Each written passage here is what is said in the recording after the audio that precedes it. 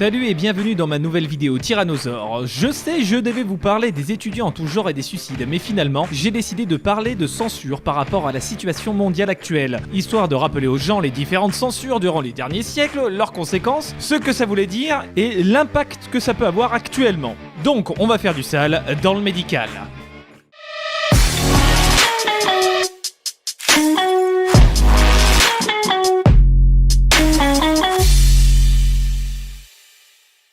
Déjà, commençons par une petite définition, mes connards préférés. La censure est la limitation arbitraire ou doctrinale de la liberté d'expression de chacun. Elle passe par l'examen du détenteur d'un pouvoir sur des publications, des pièces de théâtre, des films ou diverses œuvres d'art, avant d'en permettre la production et la diffusion au public. Par extension, la censure désigne différentes formes d'atteinte à la liberté d'expression et de création, avant et ou après leur diffusion. D'une manière générale, il s'agit donc d'un acte institutionnel ayant pour but d'éliminer les éléments discursifs hostiles et de rendre les discours sociaux et ceux des locuteurs conformes à l'idéologie dominante. Elle est alors un instrument de pouvoir autoritaire qui agit sur les individus. La censure adopte de multiples visages en s'exprimant à travers des mesures répressives diverses. Voilà. Bueno mi amigo, on va pouvoir parler à armes égales maintenant. Cette vidéo n'a pas pour but de donner crédit à des gens qui contredisent je ne sais quelle merde, et le but n'est pas de dire que certains ont raison ou certains ont tort sur la crise Covid. Pour ceux qui me connaissent, je me refuse à donner mon avis officiel sur cette situation à chier. Non, je ne crois pas, non. Pourquoi ? Pas envie. En revanche, j'ai décidé de vous rappeler ce que vos comportements puérils d'enfants lapidateurs et jeteurs de cailloux sur la place publique pouvaient apporter sur le monde, surtout en situation merdique mondiale, comme la nôtre. C'est de la merde. Parce que putain, réveillez-vous, mais dès que quelqu'un dit quelque chose de différent de l'opinion publique, c'est-à-dire l'actuelle opinion qui porte au nu les trucs du genre les Marseillais à Mekouillevski, qui porte au nu Cyril Hanouna, qui porte au nu des idéologies restrictives, constrictives, étouffantes, qui censure tous les opposants qui passent, qui démonte chaque personne qui a décidé de penser par lui-même, chaque personne qui a décidé d'être différent, eh bien, il se fait enculer sans vaseline, humilié devant tout le monde, traité d'hérétique, de suppôt de Satan, de dément, de malade mental et ou que sais-je encore. Et bordel, mais j'en ai plein le cul de voir notre liberté d'expression bafouée comme ça. On se croirait en fait dans Futurama avec Zoidberg qui se torche avec le drapeau américain. Je choisis terriblement. Pour commencer au niveau historique, au Moyen-Âge, on a par exemple Gargantua et Pantagruel de Rabelais, qui sont ainsi plusieurs fois fustigés. Ah bah forcément, un Rabelais critiqué par l'église, ça surprend, hein. Voilà, mais c'était sûr en fait ! C'était sûr ! Plus ancien, on a eu aussi Socrate, philosophe aujourd'hui plus que reconnu. En son temps, il fut condamné à mort par ingestion d'une plante toxique pour avoir incité, je mets entre guillemets, les jeunes à la débauche. Cette fois-ci, mes amis, ça y est. Nous avons enfin fait condamner à mort ce fripon de Socrate. Dire qu'il a corrompu notre belle jeunesse. Je me disais, maintenant qu'on en a terminé avec lui, on pourrait pas aller se faire une petite orgie là tous ensemble, non ? On a aussi le travail de Michel-Ange dans la chapelle Sixtine qui fut censuré et dont les personnages nus furent recouverts au fur et à mesure durant l'histoire. Je signale tout de même que Michel-Ange est aujourd'hui un artiste reconnu et dont les œuvres sont plutôt notables, un petit peu, voilà. Oh, Michel-Ange! Michel! Bah regarde! Ça fait un petit peu trop de pénis et de nibards là quand même! Je comprends Michel, mais c'est une chapelle quoi! Alors bon, oui, c'est vrai, les prêtres ils aiment bien tripoter les petits enfants et dilapider l'or de l'église en toutes les putes et les bordels de la ville! Mais quand même, tout le monde n'est pas obligé d'être au courant! Alors bon là Michel, tu vas me faire un petit effort et tu vas me cacher quelques verges!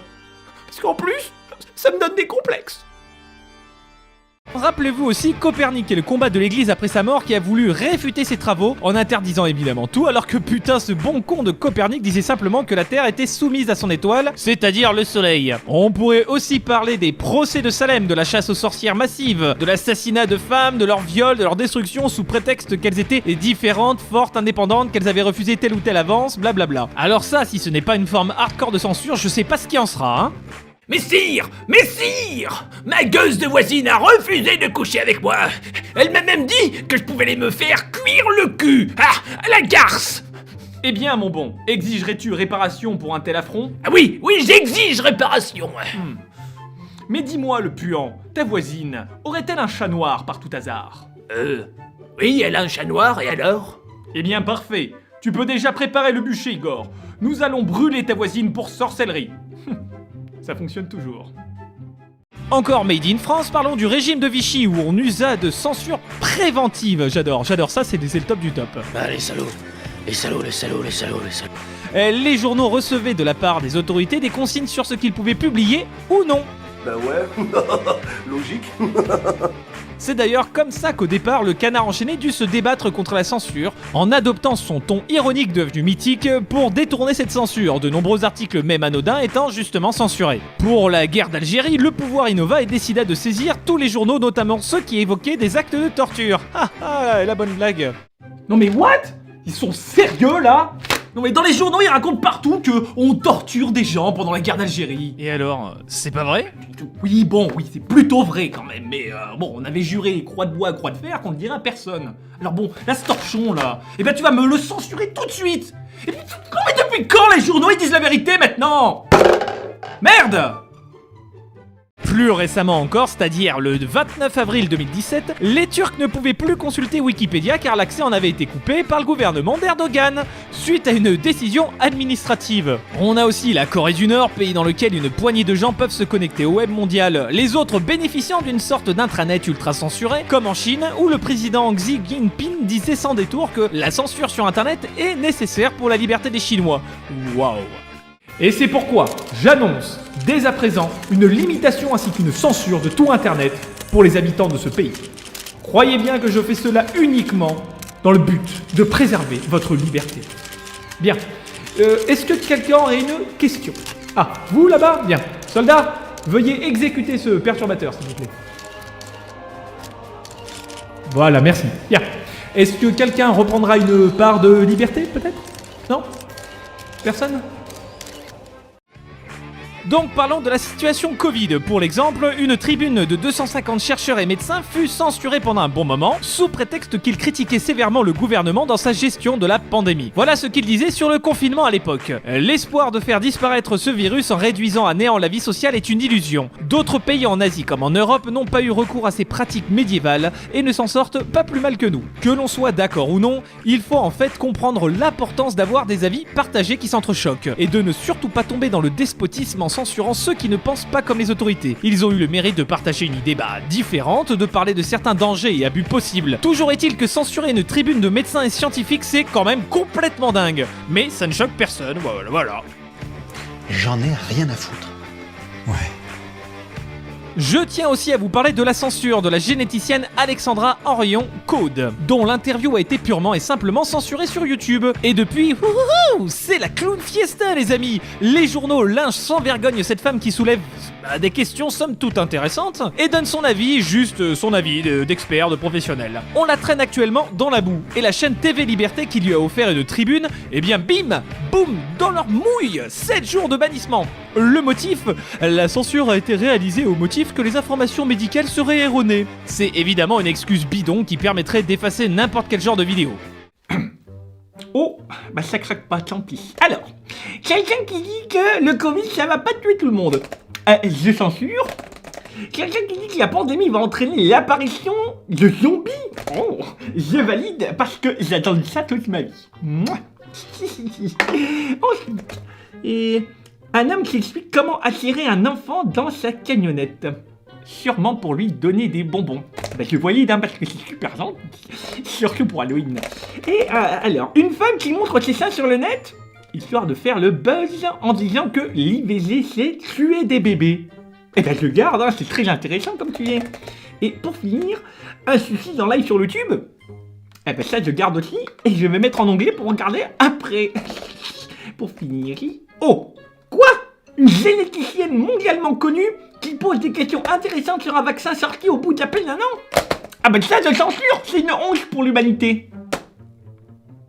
Non mais franchement, mais depuis quand on est devenus des gens avides de justice populaire au point d'être violents et destructeurs face à toute personne différente? N'avons-nous pas appris que c'est dans la contradiction qu'on s'élève? Devons-nous réellement penser comme une seule et même entité? Même South Park soulignait qu'il faut 2 facettes à une seule même pièce, surtout en politique. Alors en politique de santé publique, vous imaginez que c'est encore pire. C'est compliqué, mais c'est compliqué. Vous croyez pas qu'on a autre chose à foutre? Il faut savoir que n'avoir qu'une seule ligne directrice, n'avoir qu'une seule pensée collective, c'est quand même l'apanage des gouvernements totalitaires et violents. Il faut toujours des gens pour et des gens contre, sauf aujourd'hui en 2021. Aujourd'hui, sous prétexte du Covid, nous sommes devenus la censure. Nous n'écoutons plus l'autre, nous laissons les médias détruire, humilier, et nous humilions, devenant l'instrument d'une puissance destructrice. Il y a un an, nous manifestions, par exemple, nous les soignants, affaiblis, fatigués, blasés, au point de rupture. Nous avons été, après s'être fait complètement lyncher, acclamés comme des super-héros, ce qui, soit dit en passant, m'a... Ça me fait gerber. Et nous avons été rejetés comme des ouin-ouin jamais contents par la suite, à l'image des profs. Does somebody need a ambulance? Aujourd'hui, nous sommes les soutiens de la censure. Nous réclamons des choses des autres, du genre ouais, il faut un confinement, ouais, il faut un vaccin, il faut... Non, alors déjà, c'est pas du tout notre rôle de dire ce genre de choses. Ce n'est pas notre rôle. Non. Déjà non, je suis désolé, pas du tout. Alors la question finale c'est qu'est-ce qu'on peut encore dire sur la crise Covid et qu'est-ce qu'on ne peut plus dire? Vous devriez déjà commencer par organiser le merdier que vous avez là-dedans. Le problème que je suis en train de soulever, ce n'est pas d'avoir raison ou tort, mais merde, c'est d'avoir des gens qui sont d'accord et d'avoir des gens qui sont pas d'accord. Notre société se devait d'avoir évolué au point où nous pouvions tolérer l'autre, normalement. N'êtes-vous pas d'ailleurs les premiers à réclamer qu'on reconnaisse votre genre, votre sexualité, votre petite communauté, tous les trucs comme ça? Au final, il faut se forger une opinion qui vous est propre, et pour cela, nous avons besoin de toutes les informations afin d'être critiques. Si ça ne va que dans un sens, quelle opinion se forge-t-on? Comme toujours, c'était le tyrannosaure, le dino tyrannique qui cherche à vous faire réfléchir. Les sketchs comme les propos ici ont pour but de vous faire comprendre que rien n'est tout noir ou tout blanc. La dichotomie du bien et du mal, en fait c'est de la merde. Pour les soignants, nous sommes soignants, humains et non décisionnaires, juges et bourreaux des autres. On a fait du sale dans le médical.